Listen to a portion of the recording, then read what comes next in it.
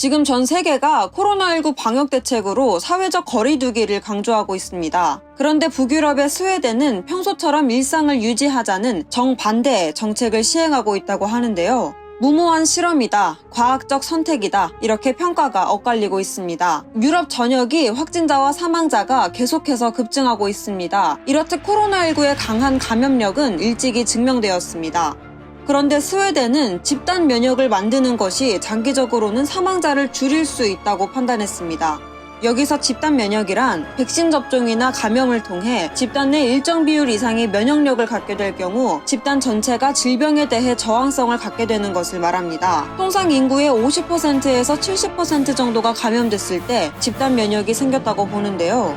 백신은 1년 이내에 개발되기 힘들고 바이러스의 확산은 막을 수 없으니 스웨덴은 바이러스 확산세를 최대한 느리게 만들어 인구 대다수가 코로나19에 면역력을 갖도록 하는 것이 스웨덴 보건당국의 계획입니다. 현재 노인 등 취약계층만 격리한 상태라고 합니다.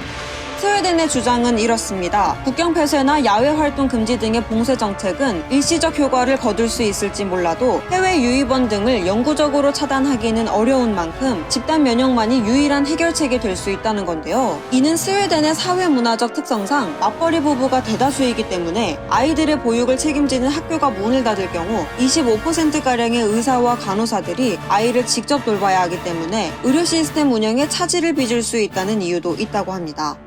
전염병 학자인 턱넬 공공보건청장이 한국과 주변국의 바이러스 억제 정책과 봉쇄 정책을 지목하면서 얼마나 이런 정책을 계속할 수 있을지 생각하는 것도 중요하다며 학교를 몇 달이고 계속 닫을 수는 없지 않냐고 말하면서 주변국으로부터 비난을 받기도 했습니다.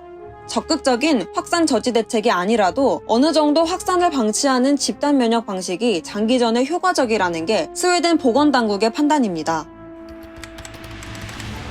그리고 벨라루스 역시 막무가내식 방역으로 주변국들의 눈총을 받고 있습니다. 벨라루스는 약 950만의 인구가 살고 있고 러시아, 폴란드, 우크라이나 등과 국경을 맞대고 있습니다. 미국 일간지 워싱턴 포스트에 따르면 벨라루스의 알렉산드로 루카센코 대통령은 코로나19를 정신질환으로 규정하며 주 2, 3회 사우나와 보드카를 예방법으로 제한했다고 합니다. 그리고 루카센코 대통령은 병원기가 모두를 치료할 것이다. 밭이 모두를 치료한다고 말해 도마에 올라섰습니다. 그러면서 워싱턴 포스트는 루카센코 대통령의 방역 대응에 대해 강력한 동맹국인 러시아조차도 우려를 표하고 있다며 전했습니다.